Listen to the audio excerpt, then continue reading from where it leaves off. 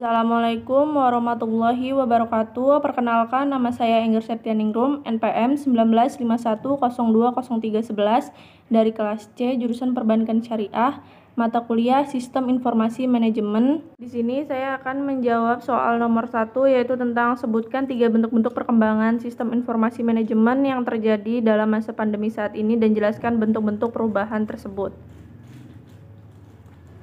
Yang pertama yaitu ada realitas baru, yaitu adanya perubahan, kompleksitas, dan ketidakpastian yang menimbulkan reaksi spontanitas seperti menutup pembelajaran tatap muka dan memulai kelas online, serta menerka-nerka berapa lama pandemi akan berlangsung dan apa yang akan terjadi setelahnya.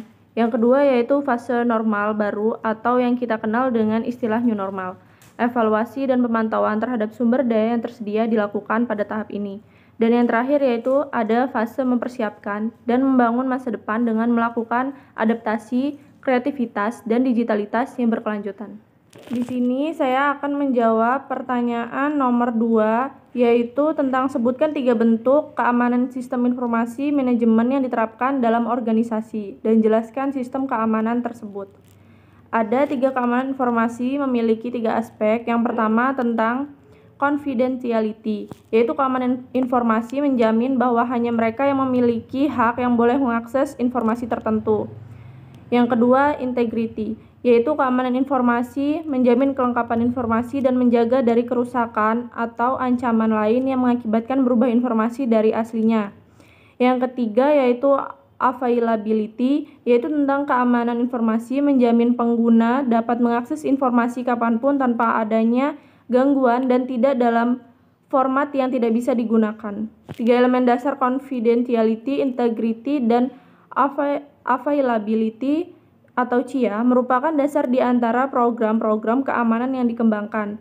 Ketiga elemen tersebut merupakan mala rantai yang saling berhubungan dalam konsep information protection. Di sini saya akan menjawab soal nomor 3, yaitu tentang sebutkan 3 contoh organisasi dan SIM yang digunakan dalam pengambilan keputusan. Jelaskan. Terdapat 3 contoh dalam pengambilan keputusan. Yang pertama, keputusan terprogram atau keputusan terstruktur.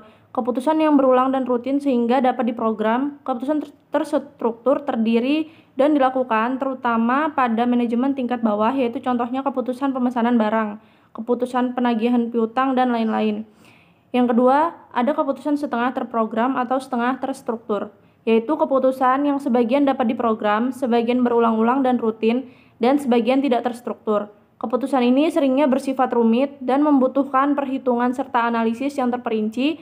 Contohnya itu keputusan membeli sistem komputer yang lebih canggih dan keputusan alokasi dana promosi. Dan yang terakhir adalah keputusan tidak terprogram atau tidak terstruktur, yaitu keputusan yang tidak terjadi berulang-ulang dan tidak selalu terjadi. Keputusan ini terjadi di manajemen tingkat atas. Keputusan ini terjadi di manajemen tingkat atas informasi untuk pengambilan keputusan tidak terstruktur, tidak mudah untuk didapatkan dan tidak mudah tersedia, dan biasanya berasal dari lingkungan luar. Pengalaman manajer merupakan hal yang sangat penting dalam pengambilan keputusan tidak terstruktur ini. Keputusan untuk bergabung dengan perusahaan lain adalah contoh keputusan tidak terstruktur yang jarang terjadi.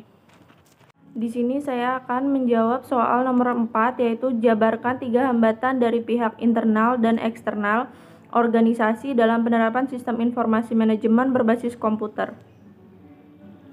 Jelaskan, yaitu konteks eksternal organisasi antara lain faktor sosial budaya, politik, hukum, regulasi, keuangan, teknologi, ekonomi, dan lingkungan, baik internasional, nasional, regional, maupun lokal.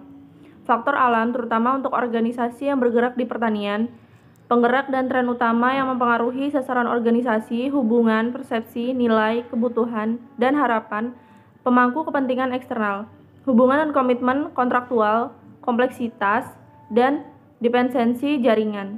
Konteks internal organisasi antara lain visi, misi, dan nilai, tata kelola, struktur organisasi, peran dan akuntabilitas, strategi, sasaran dan kebijakan, persepsi, nilai dan budaya organisasi, standar, panduan, dan model yang diadopsi oleh organisasi.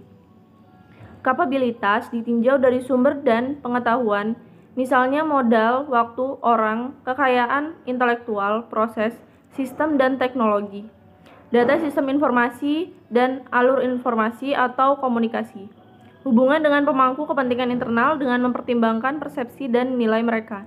Hubungan dan komitmen kontraktual, interdependensi, dan interkoneksi.